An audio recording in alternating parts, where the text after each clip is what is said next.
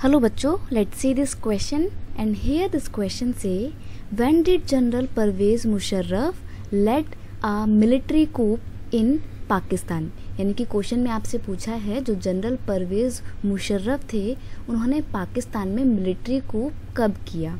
Okay, question का की concept है military coup in Pakistan.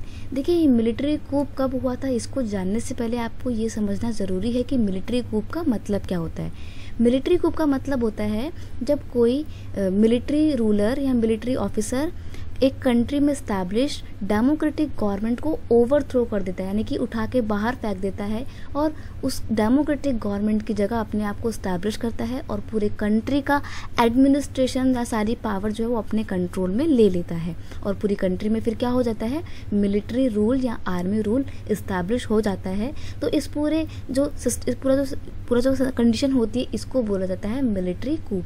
Pakistan में ये मिलिट्री कूप हुआ था और किसने किया था, जनरल परवेज मुशर्रफ ने किया था। और कब किया था, ऑप्शन दिए हुए हैं, अक्टूबर 1999 में या जुलाई 1997 में, अगस्त सन 2000 में या फिर अप्रैल सन 2000 में। तो यहाँ पे ना आपका ऑप्शन नंबर ए जो है वो बिल्कुल सही है। अक्टूबर 1999 में जनरल परवेज मुशर्रफ ने मिलिट्री कूप किया पाकिस्तान में और खुद को उन्होंने फिर मिलिट्री कूप करने के बाद क्या डिक्लेयर किया था, चीफ एग्जीक्यूटिव ऑफ कंट्री खुद को डिक्लेयर कर दिया और पूरी कंट्री में मिलिट्री रूल स्टैब्लिश कर दिया था।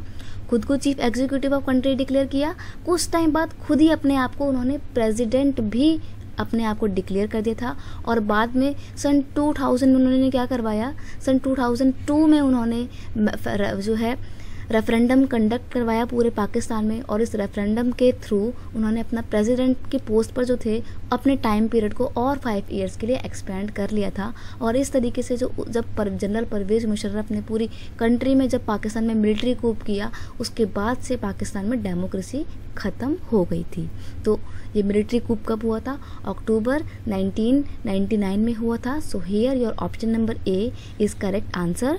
I hope you understand it well. Best of luck.